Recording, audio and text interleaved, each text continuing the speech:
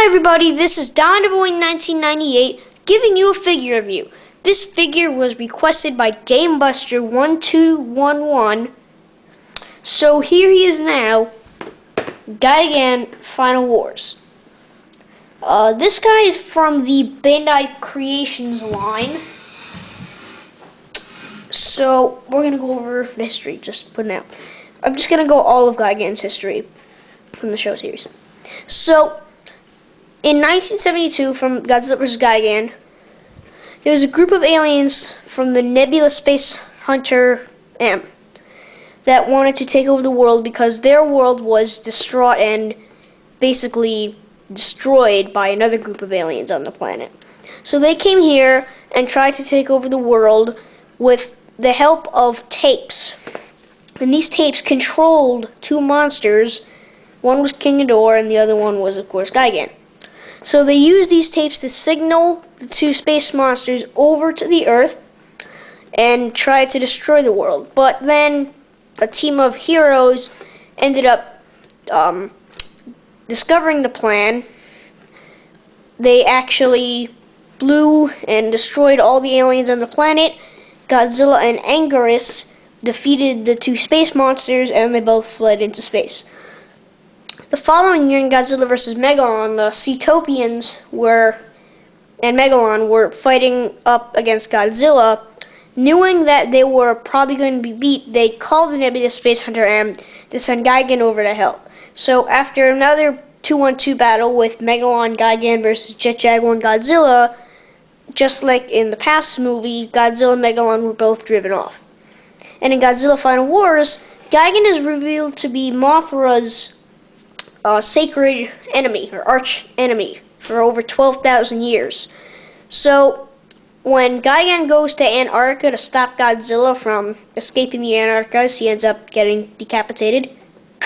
Head blows up.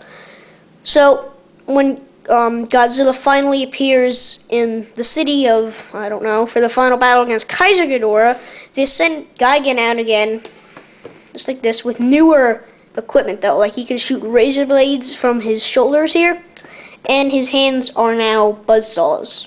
Or, yes, buzzsaws instead of hooks. Chainsaws, I don't know. Chainsaws. So, after Mothra came and started battling Gigan, it seems that Gigan blew Mothra up, but he actually got decapitated again and then was blown up for good by Mothra. So that's the end of history for Gigan. Okay, on to the figure. I have to say, looks really good. Bandai Creations is kind of odd in the way the mold looks, but I have to say the detail on this guy is really nice. There's so many ridges, especially on the torso, or not, like the biceps here, and on the side of his body, in between his hip and his like rib cage would be. All the wiring in there is really nice. The fins are actually really nice, and they're like squishy. I like the tail the most, how all the blades are serrated like this. There's serrations up here too along the head. And the head looks really good. Like, you can see that. Slash, slash. Okay. And as for articulation goes, the head moves 360. The arms move up and down, but they can't move 360 because of the shoulder blade here. Just like that. The legs do move 360. Quite smoothly, I should say. It's not rough at all. The tail has a glue seal, but I would not recommend breaking it. Just for sakes, I guess. Fix his foot. There. Now we're going to go on a size comparison. First up, let's go with one of his opponents in Godzilla Final Wars. Godzilla Final Wars. Let's see if I can fit him here. This is okay. I don't know if Gigan's height is on the sails back here. So I'm trying to picture this here.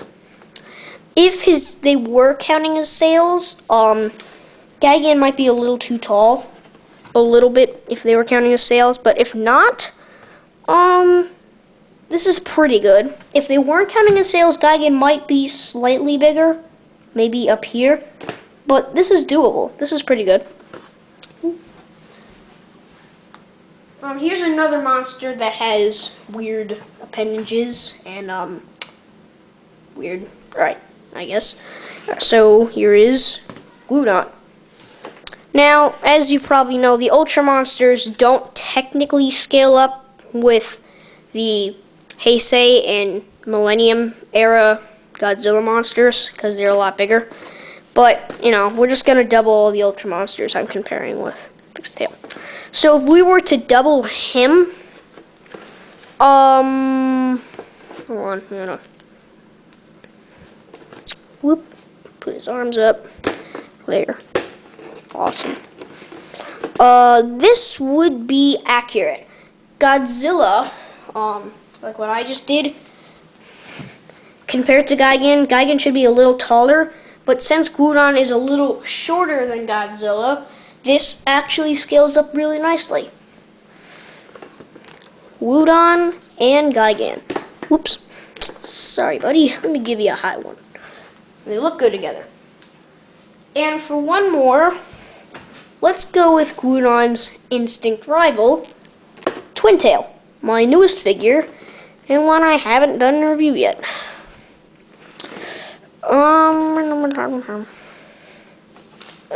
Unfortunately, this one isn't as good. If we were to double Twin Tail, he would be 90 meters, which is 10 meters less than Gudon. So Gigan should be quite a deal taller. Should be about here. So they do look good together. I can't see them fighting, but size comparison for them isn't really that great. And I think that's about it for this figure review. Please post more requests. Possibly, and I'm saying a very big possibly, that there may be another unboxing video, but that's over like a month period. Still don't know. So, for now, see you later, guys, and I'll talk to you later.